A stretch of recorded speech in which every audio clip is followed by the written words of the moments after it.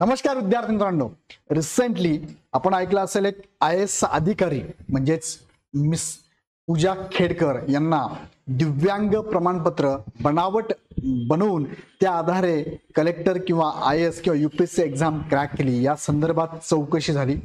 चौकशी अंती काही प्रमाणामध्ये जी माहिती आपल्या समोर आली आहे त्यावरून असं समोर आलं की दिव्यांगत्वाचं सर्टिफिकेट नगर जिल्ह्यातून त्यांनी बनवलं होतं आणि या सर्टिफिकेटच्या आधारे UPSC मध्ये त्यांनी UPSC मधून IAS ही पोस्ट मिळवली होती। आपल्याला माहिती आहे की दिव्यांग त्याचबरोबर इतर खेळाडू असतील तर यांचा कट ऑफ हा फार कमी लागतो आणि याचा फायदा घेऊन असे असंख्य महाराष्ट्रामध्ये किंवा भारतामधले अशी एक टोळीच म्हणून या सक्रिय झाली आहे। असे काही उमेदवार याच्या मार्फत याचा फायदा घेतात।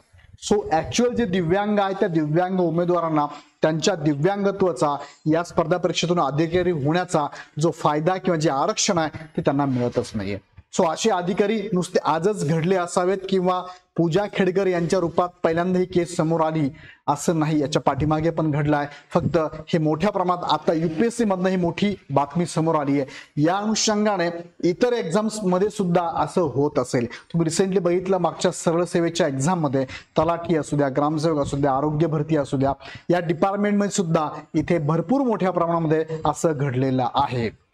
हे का बोलतो मी, या प्रमाणात बऱ्याच विद्यार्थ्यांनी वेळोवेळी माझ्यापर्यंत माहिती दिली होती आणि वेळोवेळी त्या सरकारला सांगितलं होतं। पण आता ही एक मोठी बातमी समोर आल्यामुळे याच अनुषंगाने सगळ्यांचीच मागणी असायला पाहिजे की आतापर्यंत जेव्हापासून दिव्यांगत्व प्रकारामध्ये आरक्षण ज्या ज्या पदांसाठी दिलं गेलं आहे त्या ठिकाणी बनलेले जे अधिकारी असतील आणि जर त्यांनी ते बोगस प्रमाणपत्र बनवून जर ते अधिकारी बनले असतील सखोल चौकशी झालीच पाहिजे। आपण बघतोय की खोट्या अपंग सर्टिफिकेटवर पूजा खेडकर ह्या कलेक्टर बनल्या। आता हा ABP माझाची ही न्यूज आली आहे, आपण पण बघितली असेल, न्यूजपेपरला पण आलाय। हा जो तुम्ही बघता इथे हा इंग्लिश न्यूजपेपर आहे। ह्या पेपरमध्ये बातमी अशी आलेली आहे की या पूजा खेडकर ह्या ज्या IAS आहेत यांना 6 वेळेस बोलवण्यात आलं होतं त्यांच्या फिजिकल टेस्टसाठी, म्हणजेच मेडिकलसाठी दिव्यांगत्व चेक करण्यासाठी, पण त्या 6 वेळेस त्यांनी डिनाय केलं। मात्र स्वतःहून त्यांनी काय केलं, स्वतः चेकअप करून स्वतःचे सर्टिफिकेट त्यांना शो केले। पण असं चालत नाही, तुम्ही स्वतः देऊ नका। ऍक्च्युअल तिथे दिव्यांगत्वाची तुमचं एक्झाम होणार आहे, टेस्ट होणार आहे, तुमचं फिजिकल मेडिकल होणार आहे, त्यासाठी त्या गैरहजर राहिल्या। तुम्ही रिसेंटली बघितलं त्या जास्त प्रकाशात केव्हा आल्या, ऑडी कारला त्यांनी लाल दिवा लावला आणि त्या दमदाटी करणं वगैरे रिसेंटली पुण्यामध्ये घडलेलं होतं। त्यानंतर त्यांना वाशिमला शिफ्ट करण्यात आलं होतं किंवा ट्रान्सफर देण्यात आली होती। या सगळ्या घडामोडीतनं समोर येतं की हे सर्टिफिकेट वापरून ह्या ज्या अधिकारी बनलेले असतील तर त्या संदर्भात सकाळला सुद्धा न्यूज आली बघा, MPSC साठी बनावट दिव्यांग प्रमाणपत्र। आता ही न्यूज जर बघितली तर भुदरगड म्हणजेच कोल्हापूरची बातमी, कोल्हापूर या तालुक्यातील तरुणाचा हा प्रताप होता। अधिष्ठानच्या आयुक्तांना प्रमाणपत्र रद्द करण्यात आलेलं होतं। मग या उमेदवाराने सुद्धा हा प्रयत्न केला होता आणि हा प्रयत्न करून नंतर उघडकीस आलं तर त्याचा प्रमाणपत्र रद्द करण्यात आलं। यात सांगितलं काय, बनवेगिरीतून 3 ठिकाणी संधी बघा, महाराष्ट्र लोकसेवा आयोगाच्या घेतलेल्या 2022च्या राज्यसेवा परीक्षेत संबंधित तरुणाने मल्टिपल दिव्यांगत्वाचे प्रमाणपत्र जोडले होते। मल्टिपल दिव्यांगत्व, आता यांनी कसं बनवलं ते मल्टिपल दिव्यांगत्व, स्वतःहून त्यांनी काय शक्कल लावली बघा, साधारण 40% अपंगत्व दाखविले आहे, त्याचा फायदा त्याला दिव्यांग आरक्षणासाठी झाला। त्यामुळे त्याला शिक्षक, राज्य उत्पादन शुल्क, उपनिरीक्षक आणि बाल विकास अधिकारी अशा 3 ठिकाणी संधी मिळाली बघा। MPSC मधून 3 ठिकाणी त्याला ही पदं मिळाली। संबंधित अधिकाऱ्याचे मात्र बाल विकास अधिकारी पदाला प्राधान्य दिले, बरोबर। CDO तो झाला, मात्र तक्रार झाली, चौकशी झाली आणि त्याने केलेल्या बनावटीचा पोलखोल झाला। सो अशा अजूनही घटना असू शकणार आहेत, आता पण असणार आहे आणि या आधारे भरपूर असे अधिकारी आता ऑलरेडी प्रशासनात कार्यरत पण असू शकतात।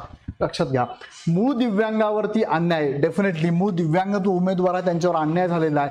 प्रमाणपत्र कुठून तयार केले, अशी अजून किती प्रमाणपत्र येथे तयार झाली आहेत, CPR आणि वैद्यकीय महाविद्यालयाचा विनापरवाना वापर कुठे कुठे केला आहे याचा पर्दाफाश पोलीस ठाण्यात गुन्हा दाखल झाल्यानंतरच होणार आहे। अशा बनावट दाखल्यांमुळे मूळ दिव्यांगात्वावरती अन्याय होत आहे। आमदार सुनील कांबळे यांनी सुद्धा ही मागणी केली पुण्यातून। पुण्यामध्ये सुद्धा बहुसंख्य उमेदवारांनी हे दिव्यांगत्वाचं सर्टिफिकेट बनवून ह्या गोष्टी केलेल्या असतील। मी पुण्याचंच बोलत नाही, पूर्ण महाराष्ट्रात, पूर्ण भारतात पण असं घडलेलं आहे, याची चौकशी झाली पाहिजे।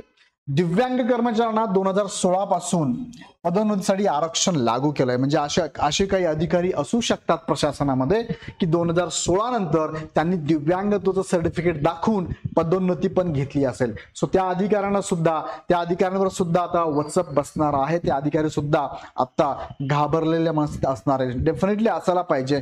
याचा फायदा ज्या कॅटेगरीला किंवा ज्या दिव्यांग उमेदवारांना त्यांनीच तो फायदा घेतला पाहिजे.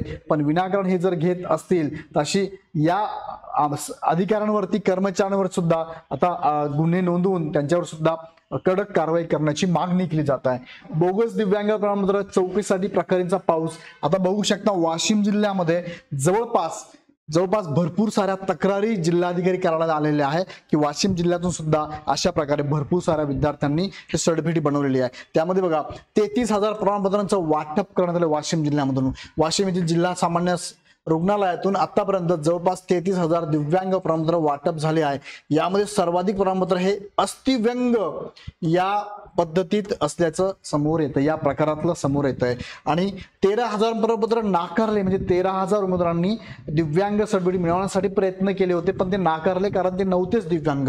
दिव्यांग प्रमाणपत्रासाठी अर्ज केल्यानंतर तपासणी अंती वगळण्यात 23,000 दाखले प्रमाणपत्र दिव्यांग या प्रमाणात नसल्याची अर्ज नाकारण्यात आले. म्हणजे 13,000 जवळपास किती 13,000. मग हे उमेदवार 13,000 पैकी असे उमेदवार आहेत त्यांनी कसं बनावट बनवलं असेल माहित नाही. त्यापैकी काहींनी बनवलं पण असण्याची शक्यता आहे, हे पण लक्षात घ्या. विशेष समितीची मागणी करण्यात आली आहे. समिती स्थापून हे सगळ्यांची चौकशी करावी. आता चौकशी करायची म्हटली तर कुणाची करावी बघा. पुढचा मटाची ही न्यूज आहे महाराष्ट्र टाइम्सची. एक वरिष्ठ तिघे कनिष्ठ अधिकारी पूजा खेडकरांनंतर कोणाचा नंबर. म्हणजे असे अधिकारी आता समोर येत आहे. असे पण अधिकारी एमपीएससी मधून पण असावे किंवा सरळ सेवेच्या माध्यमातून सुद्धा असे उमेदवार केले असेल. तुम्हाला जर काही माहिती असेल तर नक्की कमेंटमध्ये टाका. तुम्हाला अशा घटना तुमच्या समोर दिसल्या असतील, जाणवल्या असतील, संशयित असेल तर कमेंटमध्ये टाका. यावरती आपण नक्कीच विशेष मोहीम राबवूया आणि सरकारकडनं याची दखल घेतली जाईल यासाठी आपण प्रयत्न करूया. यासाठी इग्नाइट अकॅडमीसह तुम्ही सुद्धा मागणी करायला हवी. सखोल चौकशी करून दोषी उमेदवारांवर कडक कारवाई करायला हवी. तो जो उमेदवार आहे जो आता एक्झाम देतोय त्या एक्झाम मधून सिलेक्ट झाला असेल किंवा पदावरती रुजू झाला असेल कडक कारवाई झाली पाहिजे. भविष्यात हे होणार नाही याबाबत योग्य ती खबरदारी सरकारने घेणं गरजेचं आहे. आणि बोगस प्रमाणपत्र देणाऱ्या अधिकारी आणि बनवणाऱ्या टोळीवर योग्य ती कारवाई करायलाच हवी जेणेकरून भविष्यात असं होणार नाही आणि या उमेदवारावरती दिव्यांग उमेदवारावरती असा अन्याय होणार नाही याची काळजी आपण सहज घेऊया. अजून काही शंका असेल तर ह्या नंबरला आपण कॉल करून आपण माहिती देऊ शकता. यावरती आमची टीम काम करते. नक्कीच असे व्हिडिओ घेऊन सरकारला आपण जागा करूया आणि त्या डिपार्टमेंटच्या अधिकाऱ्यांना त्या डिपार्टमेंटच्या प्रशासकीय अधिकाऱ्यांना किंवा लोकप्रतिनिधींना अशा आपण अर्ज विनंत्या करून या संदर्भात ठोस पावलं उचलवायला भाग पाडूया. तुर्तास मी थांबतो. हा व्हिडिओ आवडला असेल तर लाईक करा, तुमच्या बांधवांपर्यंत पाचवा आणि याच प्रकारचे व्हिडिओ बघण्यासाठी चॅनल सबस्क्राईब करून ठेवा. तुर्तास थांबतो. धन्यवाद.